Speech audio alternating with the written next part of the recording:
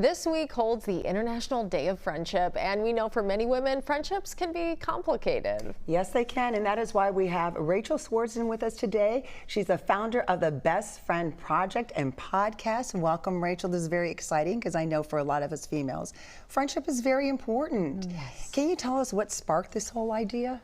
Yes, unfortunately it was a devastating friendship breakup. And when I looked around, I had books on parenting and divorce and marriage and cooking and business, and I didn't have any resources to support me in a friendship repair or understanding. And then, yes, there was research about it, but I couldn't find answers to the questions I wanted to know. Like, I went into it wondering, am I having a difficult time with friendships because I've never had a sister? I had a theory that women with sisters are better at friendship. They're not. My data has actually blown that out. But I wanted to know, is mother trust an issue? You know, if you have conflict with your mother, are you likely to have conflict with women? So that's the stuff that I really wanted to dig into. There was enough stuff that talked about we don't get along as friends sometimes, but there was nothing that said why. Yeah, understanding all of it. Why? You collected data, you're talking about this, but in sort of a unique way. How did you go about that?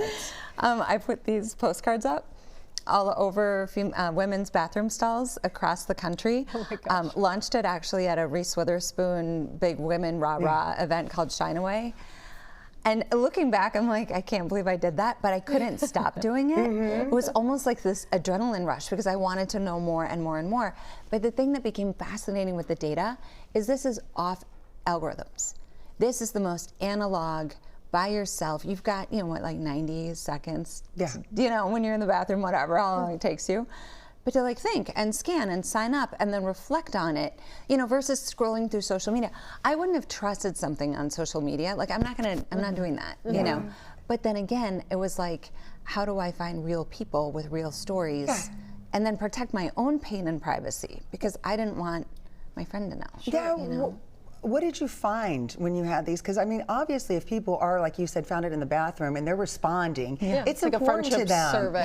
Yes. What did they reveal? Well, I mean, it's a gamut, you guys. I mean, there's probably a 55-45 split with women that are so excited to share like this incredible bond and loyalty and how their friends were there for them and got them through these amazing things. And I needed to hear that too. Like, I need to know that exists because that was not my most recent experience. And then the other, you know, percentage of people were just pouring their hearts out over, you know, regret or missing or just not understanding what they did wrong. Ghosting is so cruel and it's so pervasive. What did your research reveal about loneliness too? Because I think a lot of people are seeking that type of connection and friendship. Yeah, very interestingly, loneliness can happen when you're surrounded by people. You know, loneliness doesn't just mean you're isolated. So you could go say, I'm gonna go make new friends, and you sign up for Mahjong or pickleball or whatever, but they don't know your kids' names. They don't know that your husband died. They don't know your life story. So you end up being surrounded by people but still feeling lonely.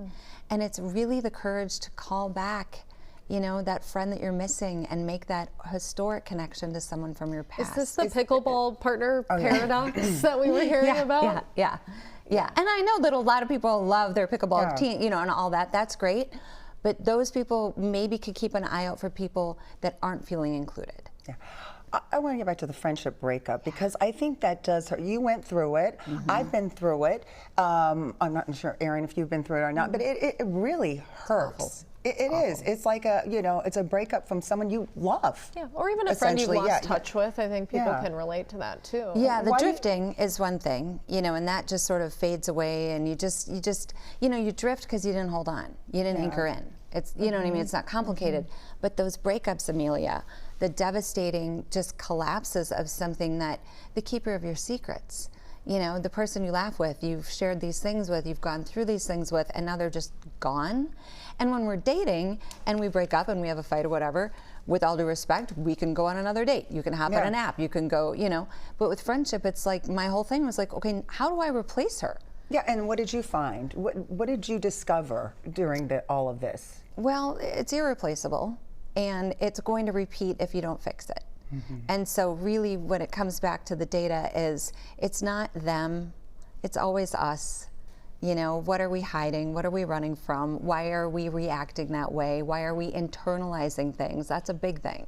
We don't want to make people mad, so then we eat it, and then we get resentful, and then we just, boom, they're done. You know? And then we just cut off. Of insights. How can people find this project and your work podcast if they're interested in more? So the podcast is everywhere. It's the Best Friend Project podcast, and having these conversations with real women has been the most healing thing.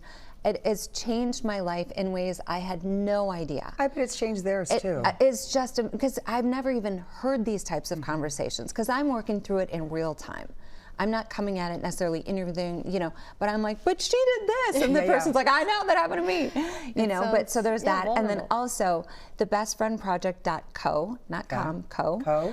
That's where you can find the friendship survey, which leads you to your friendship archetype, which tells you a lot about yourself and the friends you're choosing and why, and some things you could work on. Great. And We'll be have some proud of. homework. I Well, thank you for coming Rachel. in. We'll We be waiting appreciate for it. your book, Rachel. Thank you. That's what you need to get on. Okay, well, Thank you.